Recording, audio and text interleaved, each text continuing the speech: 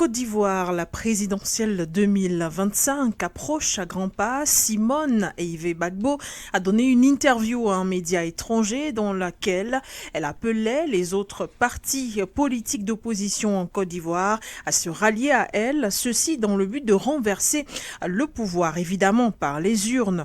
Elle dit, je cite, « Nous avons un adversaire unique, nous devons faire une coalition ». Celle-ci s'est également exprimée sur la candidature de Laurent Gbagbo.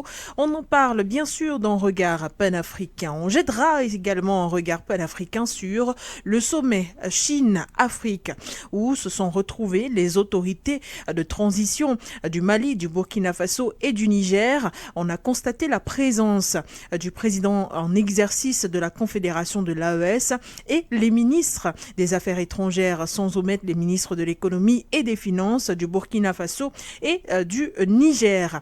Eh bien, on en parle également dans cette émission, comment les pays de l'AES ont réussi à faire front pour discuter avec la Russie directement au nom de la Confédération de l'AES, mais aussi de cette somme qui a été annoncée par Xi Jinping en direction de l'Afrique. Il s'agit de 50 milliards de dollars d'aide dirigée bien sûr vers le continent africain. Mesdames, Messieurs, merci d'être avec nous. Regard panafricain commence tout de suite. On accueille d'abord le docteur Sango, politologue et internationaliste. Merci d'être avec nous. Bonsoir et bienvenue. Bonsoir Madame Cassandra Begoundé, bonsoir aux multiples téléspectateurs et téléauditeurs de For You Media que j'ai encore le plaisir de retrouver ce soir. Bonsoir à l'Afrique, bonsoir à la technique qui est magistralement portée par Kélé et fier encore d'être là ce soir pour essayer d'apporter des esquisses réponsionnelles à ces problématiques panafricanistes que vous avez décidé de mettre sur la table. Merci docteur Sango d'être là et bienvenue à tous. Regard panafricain commence tout de suite.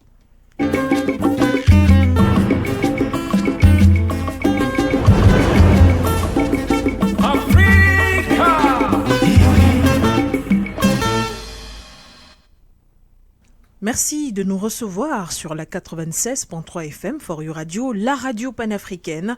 Vous nous regardez également sur nos différentes plateformes For You Media Africa sur Internet et nous recevez à travers vos petits écrans sur For You Télévision. C'est un plaisir de vous retrouver à nouveau. C'est aussi un plaisir de discuter de l'actualité en Côte d'Ivoire où Simone Eïvé Gbagbo, avec sa formation politique, a décidé de briguer en tout cas l'élection présidentielle de 2025. Celle-ci pense porter une vision meilleure et juste pour la Côte d'Ivoire, même si elle ne s'est pas prononcée directement sur sa candidature en 2025. Elle estime néanmoins qu'une coalition serait la bienvenue pour obtenir des réformes électorales et que celle-ci puisse soutenir son élan. Docteur Sango, quelle est la première lecture en tant que politologue, bien sûr, que vous faites sur cette sortie de Simone Eïvé Gbagbo, considérant son bagage politique en ce qui concerne la lutte, évidemment, aux côtés de Laurent Gbagbo, mais aussi au vu aujourd'hui du paysage politique ivoirien?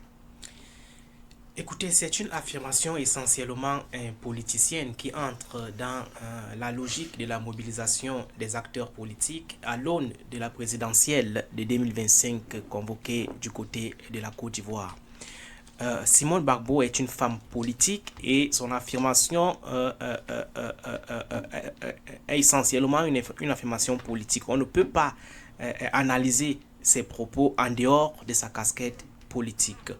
Dans cette logique, lorsqu'on prend son affirmation, cette affirmation, c'est une affirmation qui reste du point de vue de la réelle politique vraie, compte tenu du champ politique de la Côte d'Ivoire, parce que lorsque vous faites l'historiographie politique de ces pays-là, vous vous rendez bel et bien compte que aucun homme politique, encore moins aucun parti politique, n'a eu à gagner une élection de manière personnelle ou de manière individuelle.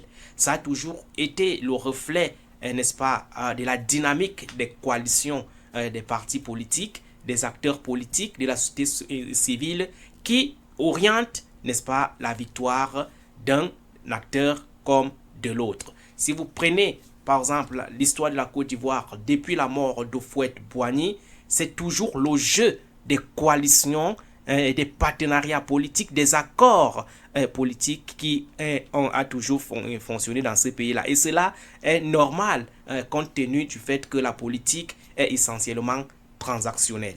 Lorsqu'on l'a dit, on revient maintenant sur l'affirmation elle-même pour essayer d'analyser du point de vue politologique cette affirmation. Question de voir si elle est vraiment réelle ou alors idéaliste.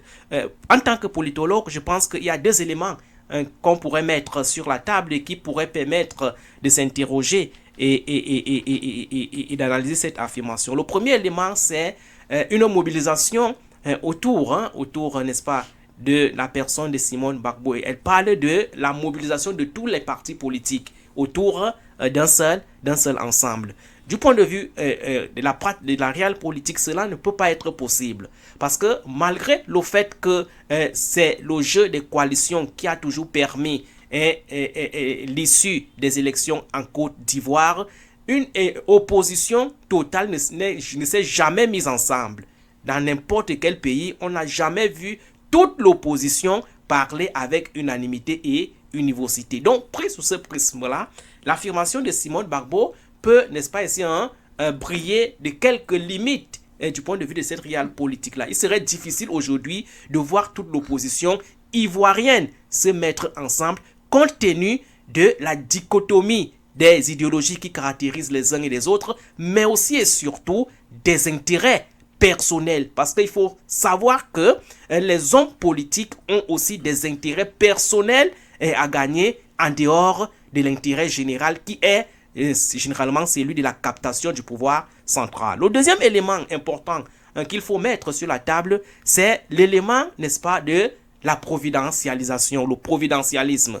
Lorsque Simone Gbagbo parle d'une mobilisation de l'opposition autour de sa personne, c'était comme si c'était elle la personne providentielle. Même si elle ne s'est pas encore prononcée sur sa candidature, sa façon de s'exprimer, n'est-ce pas, montre implicitement qu'elle serait la personne idéale à être candidat de l'opposition aujourd'hui du côté de la Côte d'Ivoire. Vous ne voyez pas cela ainsi? Vous ne voyez pas en Simone Yves Gbagbo une candidate pour l'opposition, pour représenter l'opposition? Elle serait candidate, elle a même ce droit-là, elle a même plus de droits que certains. Mais vous ne voyez pas en elle une figure pour représenter l'opposition? Je ne suis pas en train de quereller sa figure, madame okay. Cassandra. Je suis tout simplement en train de mettre des esquisses d'analyse pour que les uns et les autres comprennent les limites des uns et des autres. J'ai fait juste une analyse politologique.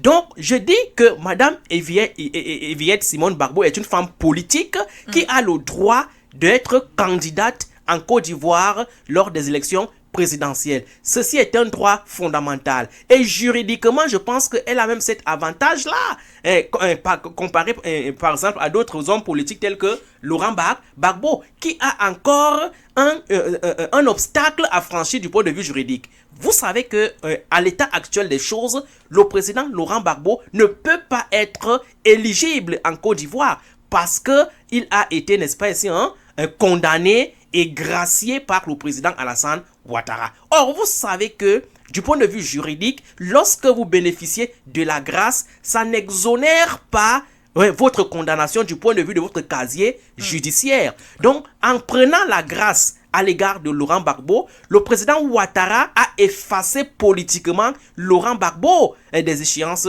électorales. Donc, cet handicap-là permet aujourd'hui à Simone Eviette Gbagbo de prendre en quelque sorte le dessus et l'avantage sur ces autres partis, sur ces autres acteurs politiques de la gauche. Parce que Simone Gbagbo, contrairement à Laurent Gbagbo, a bénéficié de l'amnistie. Or, l'amnistie, contrairement à la grâce, vous réintègre dans vos droits et dans vos devoirs civiques. Donc voilà aujourd'hui comment il faut lire l'actualité politique en Côte d'Ivoire. C'est la même chose avec Blé Goudé, parce que nous sommes ici en train de voir la mobilisation de la gauche.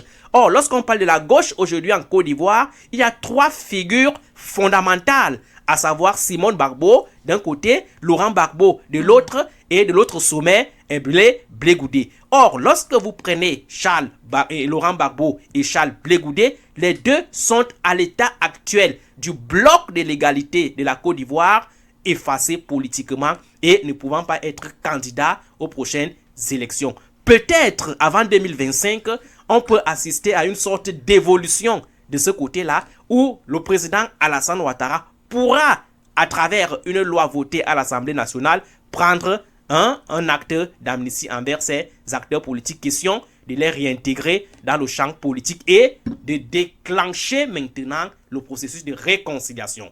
Parce qu'il faut savoir qu'il y a également ce penchant-là qui pèse et qui, sur ces prochaines élections 2025, on risque de revivre un vice repetita de 2011-2010. Vous savez que c'était toujours ces troubles en termes électoraux qui ont causé, n'est-ce pas, cette crise politique qui continue encore à avoir des ramifications dans le champ politique ivoirien. Donc, nous sommes dans le champ politique. Cette affirmation-là est une affirmation totalement politicienne qu'il faut inscrire dans la dynamique de la mobilisation des acteurs politiques en vue de se positionner en 2025. Et justement, les acteurs politiques en Côte d'Ivoire se sont mobilisés, se sont réunis le 9 août dernier à Abidjan dans une déclaration commune.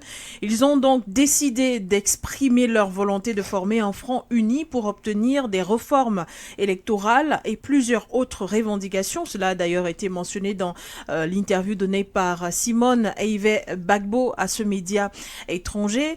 Docteur Sango, plusieurs partis politiques ont signé on peut appeler ça une convention, appelons ça ainsi, voilà, ensemble, ou alors une déclaration commune. On a vu, par exemple, le parti de Thiam qui a été parmi, Charles Blé Goudé, sans oublier Laurent Gbagbo également. Plusieurs personnalités politiques de la Côte d'Ivoire se sont réunies. Est-ce que cela fait penser, docteur Sango, que d'un point de vue politique, sur le plan interne bien sûr, les partis politiques peuvent réellement réussir à faire une coalition, mais maintenant la seule difficulté restera le visage à choisir, par exemple. Vous disiez déjà que vous élaguiez la présence peut-être de Simone Bagbo comme le visage phare de cette coalition. C'est un comportement politique qu'il faut encourager dans le cadre de la conquête du pouvoir face à un parti politique au pouvoir qui a tous les avantages et toutes les opportunités de conserver le pouvoir et de contrôler même les élections. Mais sauf qu'il faut savoir que la signature d'un accord de coalition est une chose, son applicabilité sur le terrain en est une autre, d'accord? Okay. On peut signer des coalition, mais le jour des élections, le jour même de l'approche des élections, on voit des comportements différents. Il y a 11 partis politiques qui se sont mis ensemble. Lorsque vous parlez, n'est-ce pas, de cet accord qui a été signé du côté de la Côte d'Ivoire il y a quelques jours, c'est 11 partis politiques. Mais lorsqu'on analyse ces 11 partis politiques-là, il faut savoir que si la mise ensemble de ces partis politiques-là est une bonne chose, la nature en termes de substance n'est pas la même. Si on peut saluer les mastodromes tels que Laurent Gbagbo, Yvette, Simone Bagbo et peut-être Blé Goudé, le reste des autres partis politiques ne pèsent pas politiquement, même si en élection, en politique, on ne minimise pas un acteur politique, on ne minimise pas un électeur. Parce qu'en politique, un électeur peut basculer tout un processus électoral. Donc, moi, je suis en train de faire une analyse réaliste, et concrète et pragmatique pour dire que cette signature de cet accord-là est une bonne chose, mais j'ai bien peur que, au niveau de sa faisabilité, de son opérationnalité, que cela diffère, n'est-ce pas, des ambitions de la signature. Donc, c'est une bonne chose. Nous encourageons cette façon de se comporter de l'opposition. Parce qu'en réalité, les oppositions dans les pays africains ont toujours démontré leur faiblesse à se mettre ensemble. Ce n'est pas seulement l'exclusivité de la Côte d'Ivoire. Lorsque vous faites une analyse comparée dans tous les autres États africains, vous allez vous rendre bel et bien compte que c'est le même mal qui gangrène l'opposition africaine. La difficulté à se mettre ensemble. Donc, si on voit certaines oppositions... le Cameroun? Non, je ne sais pas pourquoi vous voulez mettre l'accent sur le Cameroun particulièrement. Donc, on voit du côté de la Côte d'Ivoire ce genre de comportement qui vise... n'est-ce pas, à se mettre ensemble, les partis politiques d'opposition à se mettre ensemble, je pense qu'il faut saluer. Mais restons réalistes pour dire que cette coalition-là aura des difficultés, n'est-ce pas, d'aller jusqu'au bout, compte tenu des intérêts égoïstes personnels qui traversent souvent les hommes politiques. on a parlé généralement ici des billets de banque. On sait que Alassane Ouattara aujourd'hui, qu'on l'aime, qu'on ne l'aime pas, c'est lui qui a encore les rouages du pouvoir du côté de la Côte d'Ivoire. Et Alassane Ouattara, ce qui fait son ipséité et sa caractéristique, c'est que c'est quelqu'un qui est un animal politique réaliste. Il n'est pas idéaliste, il n'est pas prêt à faire des conciliations, des concessions, comme l'avait fait ou comme le faisait à son époque Laurent Gbagbo. Vous savez que Laurent Gbagbo, ce qui l'a rattrapé jusqu'ici, c'est justement parce que il a eu accepté des conciliations, des accords lorsqu'il était président. C'est lui qui a relégitimé Alassane Ouattara dans le champ politique lorsque celui-ci était frappé par l'ivoiriété qui a été instauré par Bédié. C'est lui qui a accepté la signature des accords de Marcoussis et qui ont fait en sorte que les rebelles soient relégitimés dans le champ politique ivoirien. Donc, vous voyez que aujourd'hui, c'est un comportement totalement différent avec Alassane Ouattara qui n'hésite pas à surfer sur, n'est-ce pas, son orgueil politique pour se maintenir au pouvoir. Il est prêt à frapper qui que ce soit pour se maintenir au pouvoir. Donc aujourd'hui, ce qui va se jouer, c'est tout simplement une question de rapport de force. J'ai bien peur, et je ne suis pas en train de le souhaiter, mais j'ai bien peur que la Côte d'Ivoire se redirige encore vers un 2010-2011 bis passé. Parce que nous voyons qu'il y a des enjeux qui entrent en jeu. Alassane Ouattara est candidat naturel au moment où certains acteurs politiques et même certaines sociétés, la société civile ivoirienne querellent sa candidature du point de vue de la légalité. Vous savez qu'à la dernière présidentielle, cette problématique-là se posait. Je ne suis pas sûr que c'est en 2025 que ça va s'amenuiser. Donc, il y a des ingrédients. Il y a aussi la candidature de Laurent Gbagbo qui a été annoncée, mais ce poids aux chevilles qui continue de rester en ce qui concerne la justice. C'est pour cela que je vous dis qu'il y a trop des enjeux chrysogènes qui risquent de faire basculer la Côte d'Ivoire. Parce que je ne suis pas sûr que les partisans de Laurent Gbagbo vont accepter que Laurent Gbagbo soit écarté, n'est-ce pas, des élections présidentielles, justement à cause des ambitions d'une personne. On sait que l'écartement de Laurent Gbagbo est essentiellement politicien. Il n'y a rien de légal là-dessus. Puisque si c'était légal, on n'aurait pas libéré Laurent Gbagbo du côté de la Cour pénale internationale. Donc, rendu au niveau interne, du point de vue, n'est-ce pas, du principe du parallélisme des formes, le président Alassane Ouattara aurait tout simplement pris acte de ce qui s'est passé au niveau international et de le parachever au niveau interne. Il ne l'a pas fait et c'est à dessein. C'est justement parce qu'il redoutait et il redoute un adversaire politique qui est aussi coriace. Et cette célébrité donc de Laurent Gbagbo et de Simone Gbagbo, voire de Charles Blé Goudé, le mobilisateur de la masse, font donc en sorte qu'aujourd'hui, il serait difficile pour certains Ivoiriens de ne pas voir leur candidat être candidat en 2025. Donc, analysons l'actualité politique en Côte d'Ivoire avec beaucoup de prudence. Si les acteurs ne se comportent pas avec raison, ils risquent de faire basculer une fois encore leur pays vers une crise post-électorale telle que nous l'avons vécue en 2010-2011. Merci, Dr Sango. Nous sortons de cette question sur l'actualité en Côte d'Ivoire par ces déclarations de Simone et Yves Gbagbo. Il est important que la France n'ait plus de présence militaire en Afrique. En 2010, je souhaitais déjà qu'on se sépare du franc CFA. Une monnaie commune à la sous-région devrait être mise sur pied. Vous direz que ce sont des déclarations politiques, Dr Sango?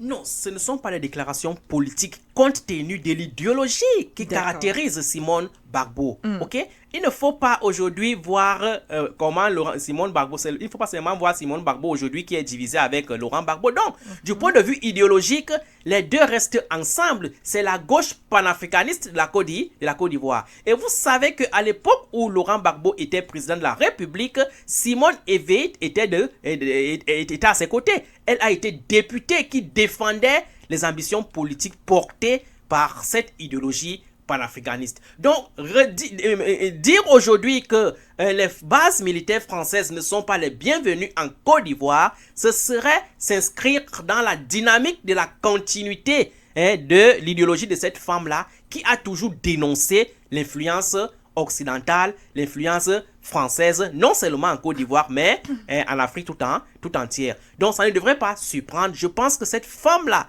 reste encore fidèle à ses ambitions, à son idéologie, et en tant que telle, on ne saurait, n'est-ce pas ici, lui faire des suspicions, parce qu'elle reste toujours engagée. Avec tout ce que cette femme-là a vécu, il faut saluer cette femme-là en passant pour sortir, parce que avec tout ce que cette femme-là a vécu, elle n'a pas basculé du point de vue de son idéologie. Elle a été humiliée en 2010-2011. Elle a été déshabillée en Mondovision. Si c'était une femme qui n'avait pas une idéologie consolidée et enracinée, elle aurait tout simplement abandonné la politique. Or, cela a tout simplement renforcé son élan et son engagement en politique, et elle est restée fidèle à ses idées, fidèle à son ambition. Donc, ne serait-ce que sur ce plan-là, il faut saluer cette dame-là. On ne saurait aujourd'hui, n'est-ce pas, ici, douter de sa sincérité lorsqu'elle prend position contre l'influence occidentale en Afrique. Docteur Sango, elle est restée fidèle à son idéologie, fidèle à son ambition, si bien qu'elle déclare « Je souhaite que Laurent Gbagbo se désiste si je suis en tête lors des élections 2025 ». Oui. C'est-à-dire, là, elle est en train de se projeter dans le futur, parce qu'en réalité, dans cette gauche-là, on a bel et bien besoin d'un leader. Les trois ne peuvent pas aller ensemble. Bref, s'ils vont ensemble, ils vont les trois ne peuvent pas aller séparément, vous voulez dire? Non, ils peuvent aller séparément. Si ces trois-là veulent rester chacun accabouté sur sa position, d'accord? Mais s'ils restent dans le sillage de la coalition, vous convenez avec moi que les trois ne peuvent pas être candidats. On ne peut pas avoir trois candidats pour une seule coalition, d'accord? Dans cette logique-là, il va donc falloir que le meilleur gagne. Ou alors c'est lui qui arrive en tête de sondage, n'est-ce pas, et s'il porte, n'est-ce pas, les étendards de cette coalition-là. Ça dépend de la manière avec laquelle cette coalition-là va s'organiser. Est-ce qu'il y aura des primaires pour choisir un leader, ou alors est-ce qu'il y aura tout simplement le choix d'une personne par providence, etc. On ne sait pas comment ça va se passer.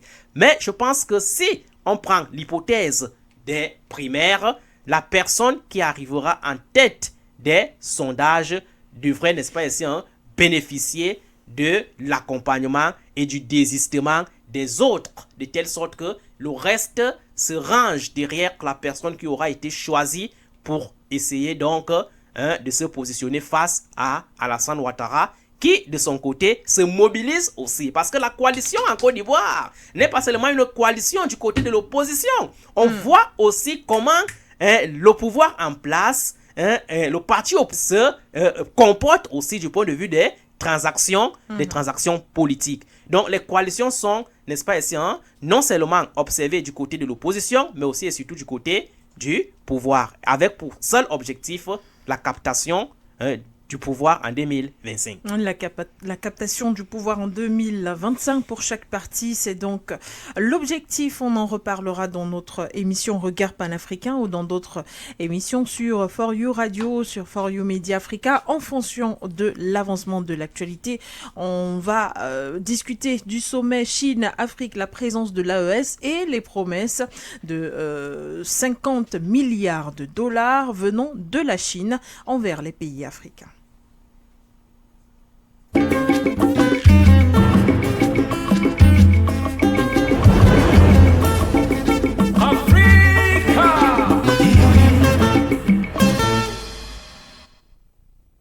Sango, depuis le 4 septembre dernier, les pays africains sont réunis autour du président chinois, des entreprises chinoises, des investisseurs chinois. C'est tout simplement à cause de ce forum économique et de coopération Afrique-Chine sur le territoire chinois, évidemment.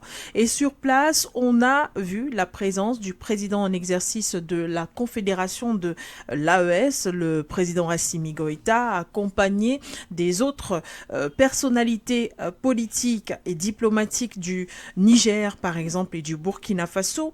Docteur Sango, comment est-ce que vous appréciez la présence de l'AES sur le territoire chinois tel que je viens de le décrire, le président de la Confédération de l'AES, les ministres des Affaires étrangères, ministres de l'économie et des finances des pays comme le Burkina Faso et le Niger? Écoutez, c'est un comportement qui vise à corriger une erreur congénitale qui a toujours fait défaut à l'Afrique. C'est-à-dire cette erreur d'aller toujours en rang dispersé face à un mastodrome, face à une puissance occidentale ou alors une puissance du Nord. Autour d'un sommet. Vous connaissez ma position là-dessus concernant les sommets internationaux aujourd'hui. C'est-à-dire l'irruption des sommets internationaux comme manière ou alors comme méthode de fonctionnement des relations internationales aujourd'hui est une curiosité qu'il faut condamner avec des moyens d'élimination systématique parce que ça n'entre pas dans le cadrage normal du fonctionnement du système international. Dans le système international, il y a deux types d'échanges entre les États, du moins prévus par la science, telle que libellée par la science politique. Nous avons la méthode, n'est-ce pas, du bilatéralisme, où deux États souverains peuvent échanger sur un certain nombre d'éléments de leur politique, et la méthode multilatérale, où une organisation internationale peut coopérer avec des États distinctement au niveau international. Or, vous voyez qu'aujourd'hui, la scène internationale est en train de passer du stade de ces deux méthodes conventionnelles d'échange et du fonctionnement du système international pour basculer vers une méthode que j'appellerais atypique et qui est aujourd'hui une dérogation même au principe de la souveraineté des États, une incongruité qu'il ne faut pas, n'est-ce pas, ainsi, encourager. Le fait qu'une puissance fût-elle développée met sous son joug un ensemble d'États sur le plan de la coopération. C'est ce que nous sommes en train de dénoncer aujourd'hui. On voit les sommets France-Afrique, les sommets Russie-Afrique, les sommets États-Unis-Afrique, les sommets Japon-Afrique, les sommets Chine-Afrique, Italie-Afrique. C'est-à-dire, l'Afrique est devenue aujourd'hui une sorte d'entité instrumentale où n'importe quelle puissance peut se lever et l'appeler comme un enfant pour venir discuter autour d'une table. Si l'Afrique était déjà une entité singulière construite autour de les États-Unis d'Afrique, ce comportement-là ne poserait pas problème. Mais ce qui fait problème aujourd'hui, c'est que l'Afrique est encore balkanisée. L'Afrique est encore constituée de 54 États différents qui restent encore caractérisés par cette souveraineté fragile et douteuse telle que voulue et accordée par les puissances occidentales. Cette façon de faire là, il faut déjà la dénoncer. Et c'est ce dénoncement donc qui a pour conséquence, n'est-ce pas, l'incapacité des pays africains à bénéficier de ce genre de sommet. Vous venez de mettre sur la table l'exemple des États de l'AES. Les États de l'AES veulent donc corriger cette erreur-là. Vous avez vu que les États de l'AES ont fait l'effort, ou sont en train de faire l'effort de se mettre toujours ensemble lorsqu'il faut parler, n'est-ce pas, d'un enjeu international, d'un sujet international. Ces États-là font l'effort de se mettre ensemble et d'avoir une même position. C'est ce comportement-là qu'on aurait souhaité du côté africain. C'est-à-dire, à défaut d'avoir les États-Unis d'Afrique de manière directe, les États africains gagneraient au moins à se regrouper autour des 5 sous-régions qui caractérisent le continent africain aujourd'hui. C'est-à-dire, l'Afrique du Nord gagnerait à se regrouper et à prendre position avant d'aller à un sommet international. L'Afrique centrale se serait regroupée et avoir une même position. L'Afrique de l'Ouest, même chose. L'Afrique centrale, l'Afrique subsaharienne, etc. Cette façon de faire aurait pour avantage, n'est-ce pas, le renforcement des positions et l'empêchement du fait que la puissance avec laquelle l'Afrique discute ne puisse pas c'est-à-dire ne puisse pas gagner au détriment du continent africain. Vous avez vu le comportement des États africains. Et ce n'est pas seulement l'AES. Il y a eu un parlementarisme de couloir. D'accord? C'est un sommet Chine-Afrique, mais il y a eu un parlementarisme de couloir où le président chinois a, n'est-ce pas, rencontré individuellement le président de chaque État africain. Ça montre que ce qu'il discute avec un État comme le Cameroun, les intérêts sur lesquels, les enjeux sur lesquels ils ont discuté avec un État comme le Cameroun, ce ne sera pas pareil avec la RCA, par exemple. Absolument. C'est ça qui fait problème aujourd'hui. Il y a un déficit de stratégie globale de l'Afrique lors de ces sommets-là. Pour la Chine, ce n'est pas une chose parce que la Chine est en train de capitaliser et on ne peut pas faire du procès à la Chine. La Chine a au moins 1,4 milliard d'habitants à nourrir et elle doit trouver des stratégies. On ne peut pas faire du reproche à la Chine. C'est aux États africains de trouver des stratégies, n'est-ce pas, de sauvegarde de leurs intérêts lorsqu'ils se projettent sur le plan international. Mais jusqu'ici, on voit que ce n'est pas le cas. L'Afrique se sent toujours malmenée. L'Afrique sort toujours perdante chaque fois qu'il y a un sommet de ce genre sur le plan international. Donc, d'entrée de jeu, voilà ce que je peux dire sur ce comportement des États de l'AES qu'il faut saluer et encourager. Le Mali et la Chine ont discuté ensemble individuellement, au-delà du fait que le président Assimi Goïta ait représenté l'Alliance des États du Sahel auprès de la Chine.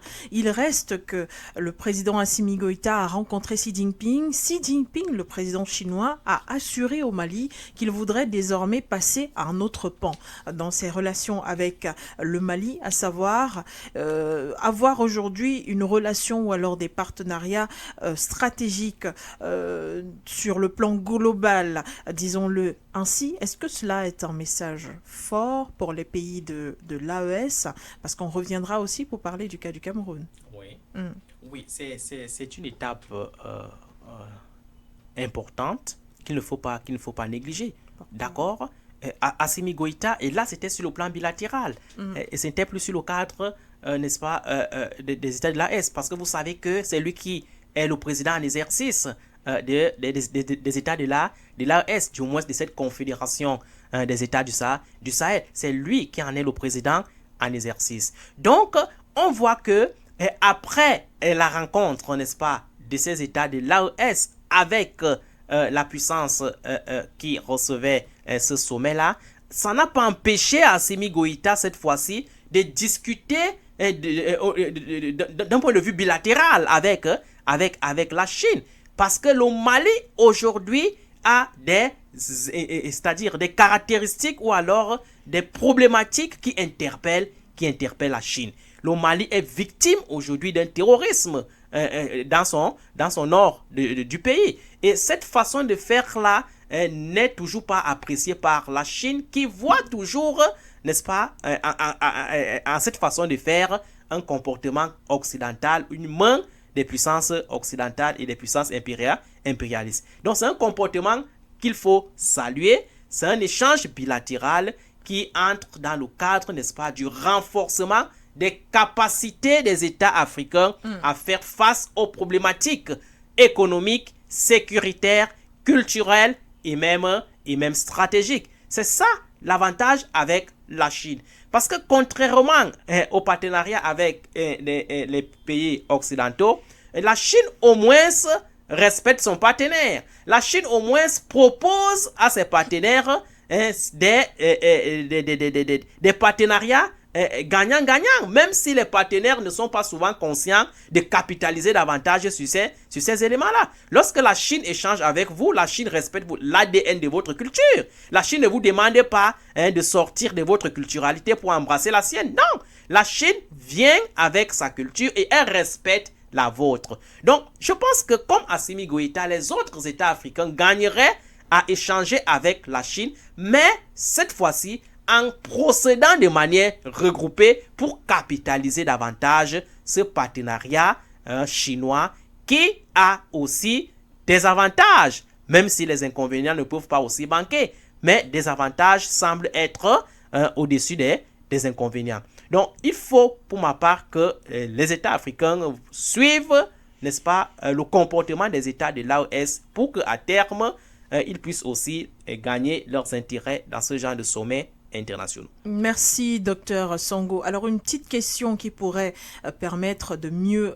comprendre certaines choses dont on parle ensemble ce soir. Bon, certains observateurs avertis de la scène panafricaine estiment aujourd'hui que la volonté de la Chine de passer à un autre niveau dans ses rapports avec des pays comme le Mali résulte dans le fait que le Mali aujourd'hui jouit d'une certaine souveraineté, par exemple. Sauf que la Chine envisage également de passer à un autre niveau avec le Cameroun, par exemple.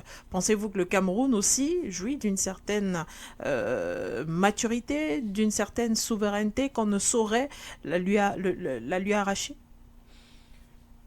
Donc, cette question, oh, je pense que je vous vois sourire. C'est parce que vous souriez. Je pense que le Cameroun aujourd'hui a un certain nombre d'avantages comparatifs sur ce plan-là, parce que même si on restait sur le plan de la souveraineté, on voit que au fil du temps, le Cameroun a su asseoir sa souveraineté. Et on voit que le Cameroun n'est plus sous le joug, n'est-ce pas, du partenariat exclusif avec les puissances occidentales. Et on a vu comment le Cameroun a réussi, à travers le leadership du président Paul Biya, a réussi à sortir, n'est-ce pas, de cette influence occidentale pour diversifier son partenariat, en disant que le Cameroun n'était pas la chasse gardée de personnes. Donc, moi, je pense qu'aujourd'hui, il y a des éléments sur lesquels la Chine voudrait capitaliser avec le Cameroun, voulait capitaliser sur le Cameroun. Il y a premièrement cette expérience qui caractérise le président Paul Biya en termes de connaissance d'un certain nombre de problématiques sur le plan international. Aujourd'hui, on peut l'aimer ou pas, mais on finit par reconnaître que le président Paul Biya, en termes de diplomatie, en termes, n'est-ce pas ici, de partenariat, en termes, n'est-ce pas ici, de connaissances sur des problématiques et enjeux internationaux, il est très bien assujetti, il est très bien enraciné. C'est pourquoi lorsqu'il a l'occasion de se retrouver, n'est-ce pas, dans l'un de ces sommets internationaux sur le plan international, il a du mal à parler seulement pour l'Afrique. Vous avez vu dernièrement, lorsqu'il a pris la parole en France dernièrement, lors du 80e anniversaire du débarquement de Absolument. Il a parlé au nom de l'Afrique. Il est allé au-delà des intérêts de son Cameroun, de son pays, le Cameroun, pour revertir les problématiques totalement africaines et même mondiales. Je pense que cette façon de faire-là est aussi tributaire, n'est-ce pas, de son expérience en termes politiques. Et je pense que c'est cette expérience-là que la Chine voudrait aujourd'hui capitaliser pour essayer de renforcer son partenariat dans un contexte où les pays occidentaux veulent se réorganiser pour revenir avec force. Et je pense qu'il n'y a pas que la Chine qui comprend cette situation de cette manière-là. Même le président Macron est aujourd'hui en train de comprendre que le président Paul Biya reste incontournable. Vous savez qu'il y a la visite d'un ancien chef d'État français qui a annoncé au Cameroun, à savoir Nicolas Sarkozy. Et ce qui est à peu près une ambiguïté. Et lorsqu'on sait que lorsqu'il était au pouvoir, il avait déjà choisi impossible le président Paul Biya comme les présidents qui devraient, n'est-ce pas, essayer de quitter le pouvoir. Parce qu'après Kadhafi, dans le plan et l'agenda de Nicolas Sarkozy, c'était de finir ou d'en finir avec le président Paul Biya. Or, aujourd'hui, c'est lui qui est en train d'être envoyé comme émissaire d'Emmanuel Macron pour essayer de changer et de puiser, n'est-ce pas, dans l'expérience du président Paul Biya, dans le déploiement ou le redéploiement de cette influence occidentale qui est de plus en plus en dégénérescence. Donc, la souveraineté du Cameroun aujourd'hui, même si elle n'est pas absolue, elle est déjà réelle, ou du moins elle est significative comparée aux années d'attente. On voit qu'aujourd'hui, le président Paul Biya n'a pas peur de parler sur le plan international. Il parle aujourd'hui avec une certaine liberté. Il faut vous rappeler de ses formules. Elle ne dit pas au pouvoir qui veut, mais qui peut, devant un président d'une puissance qu'on appelle la France. Donc, c'est des choses qu'on n'aurait pas vues dans le passé, mais qui aujourd'hui arrivent justement parce que les contextes ont changé et que le président a, n'est-ce pas ici, gagné en termes de maturité, d'expérience et même de confiance qui peuvent se matérialiser par un seul mot, la diversification de ses partenariats économiques, stratégiques et même militaires. Merci, docteur Songo. Il y a peut-être quelque chose qu'il faudrait éclaircir sur le plan d'un point de vue internationaliste, puisque vous l'êtes. Qu'est-ce que c'est réellement des relations élevées au niveau stratégique global? Oui, lorsqu'on parle des relations élevées au niveau stratégique global, il faut beaucoup plus mettre l'accent au niveau militaire. Au niveau militaire. C'est-à-dire la stratégie, on parle ici de la stratégie, même si la stratégie n'est pas seulement exclusivement militaire. C'est-à-dire, c'est la capacité d'un État, n'est-ce pas, à satisfaire, à sauvegarder ses intérêts sur le plan international, indépendamment de l'influence ou des influences de quelque État que ce soit. C'est ça, n'est-ce pas, la stratégie militaire. C'est-à-dire, on voit comment un État refuse d'être la chasse gardée d'une seule puissance. On voit comment un État, n'est-ce pas, ici, fait avec tous les États sur le plan international sans toutefois donner l'impression qu'elle reste, n'est-ce pas, en situation demanderesque. Donc, moi, je pense que lorsque vous faites aujourd'hui l'analyse du champ politique africain, il y a un certain nombre d'États qui se caractérisent par cette stratégie globale sur le plan international. On voit aujourd'hui les États de l'AES qui sont dans cette dynamique et qui ont fait de cette stratégie globale leur leitmotiv.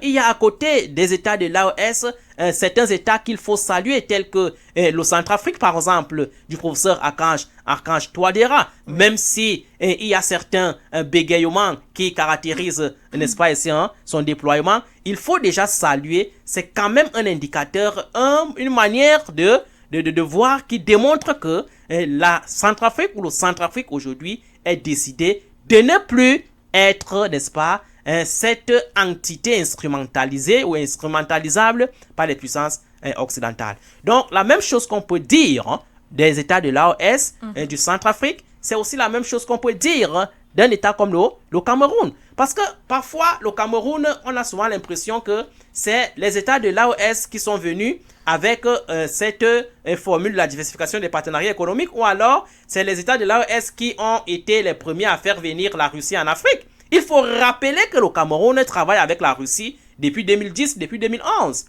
En 2009, lorsque les accords lyonnais sont venus en échéance et que le Cameroun n'a pas renouvelé, n'a pas reconduit, le Cameroun a directement paraphé ou commencé à parapher des accords militaires avec la Russie. Sauf que la diplomatie camerounaise est souvent une diplomatie soft. Ce n'est pas une diplomatie théâtrale. Ce n'est pas une diplomatie, n'est-ce pas, publicitaire. C'est une diplomatie qui se fait de manière souterraine, mais qui, du point de vue des enjeux, soulève des profondeurs sur le plan international. Donc, voilà, je ne sais pas si j'ai répondu à votre question. Ce qu'on peut entendre, n'est-ce pas, de stratégie globale sur le plan international. Docteur Songo, je ne voudrais pas vous mettre vous mettre une colle, voilà, en vous demandant ce que cette diplomatie soft, qui va aux antipodes de la diplomatie théâtrale que vous avez convoquée tout à l'heure aux publicitaires, apporte aux Camerounais. Oui. J'ai voulu vous épargner cela, mais vous pouvez répondre. Oui, je pense que l'esquisse réponsitionnelle qu'on peut apporter à votre question réside tout simplement sur la nature ou le choix. Pourquoi est-ce que le président Paul Biya a fait ce choix-là?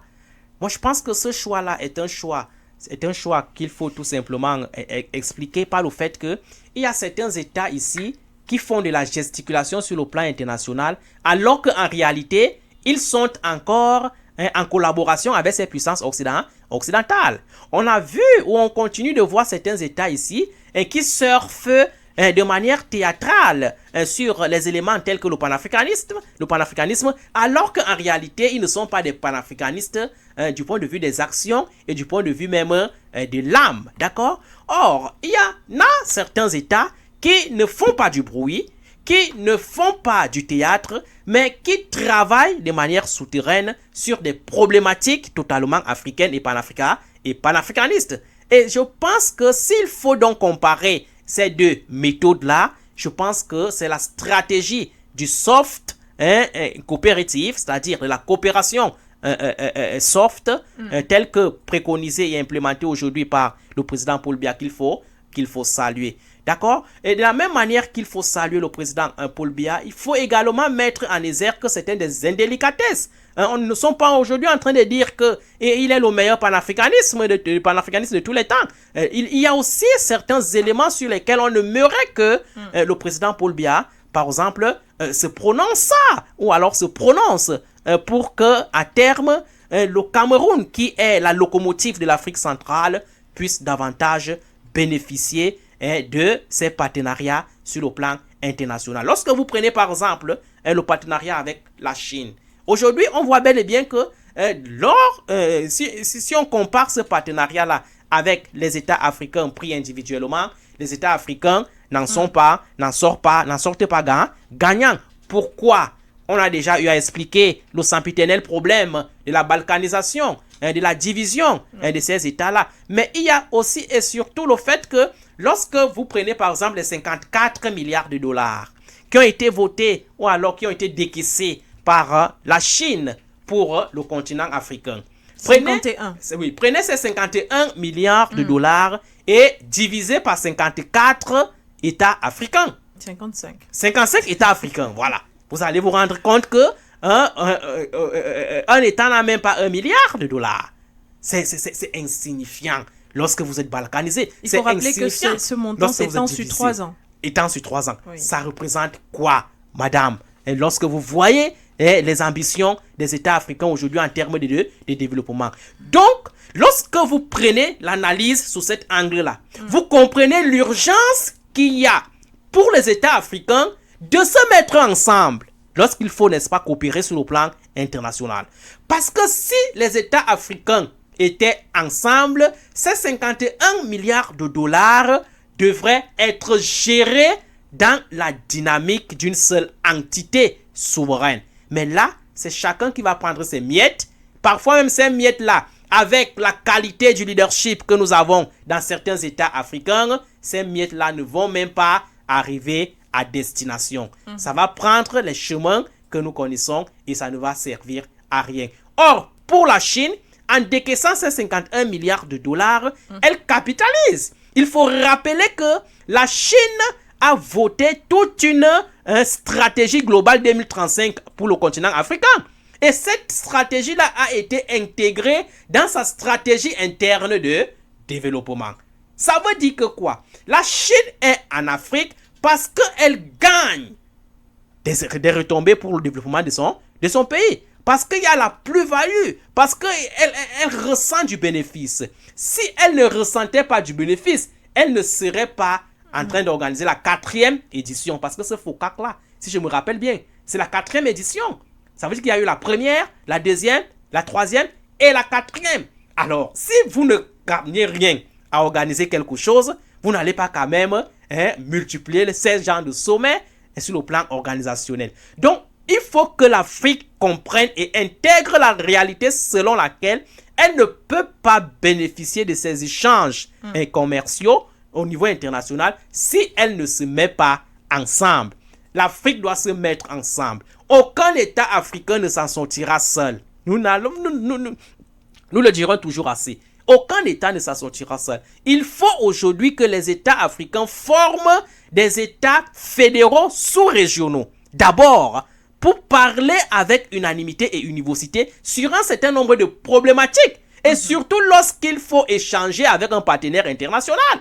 Vous ne devez pas aller de manière divisée. Vous devez vous mettre ensemble. Et cette façon de faire-là aura donc pour conséquences positives sur le terrain, le renforcement et la convergence des points de vue qui, à terme, permettront donc à ce que le continent puisse donc avancer dans la construction de sa capacité économique et de sa capacité militaire.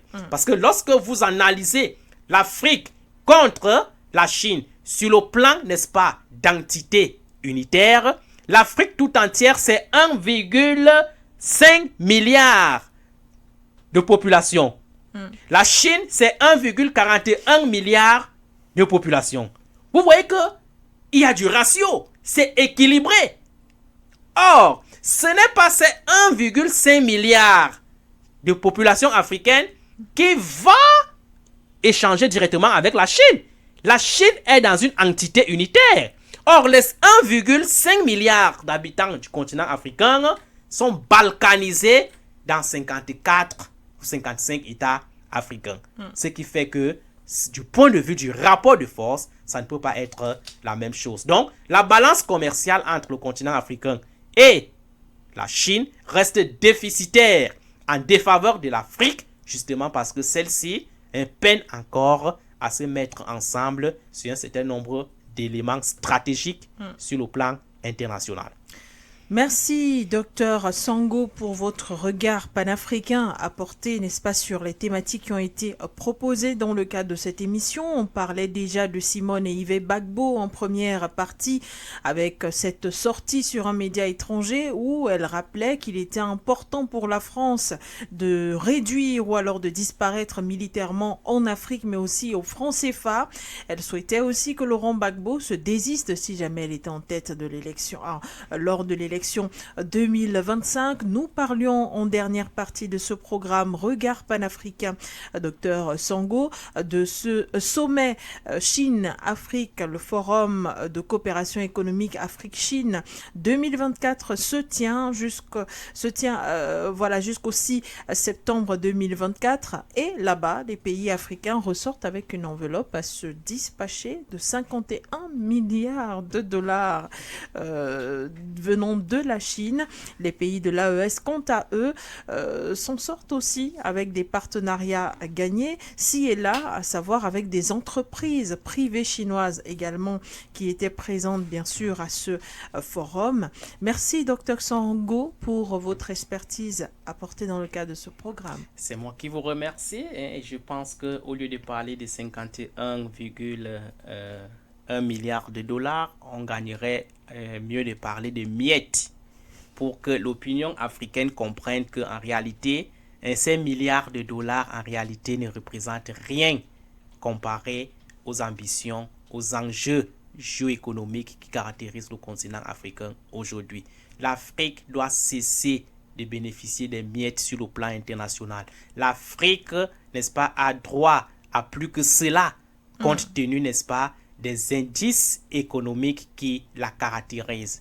Lorsque vous analysez les indicateurs macroéconomiques de l'Afrique, vous convenez avec moi que c'est le continent le plus riche qui peut aujourd'hui dicter la géopolitique internationale si elle décide de se mettre ensemble. Malheureusement, d'autres ont plus conscience de l'enjeu que traverse l'Afrique, mais les Africains, quant à eux, décident tout simplement d'orienter leur regard ailleurs au moment où il faut converger leur regard vers la protection et la configuration de leur rapport de force sur le plan interne. Merci infiniment à vous, Dr Sango. À la semaine prochaine dans le cadre de cette émission et certainement dimanche prochain dans le cadre de notre programme dominical. Quelle est la mise en onde de ce programme? On vous dit merci à tous de nous avoir regardés et écoutés sur nos différents médias et plateformes. Restez en compagnie de nos médias car l'information et les programmes se poursuivent.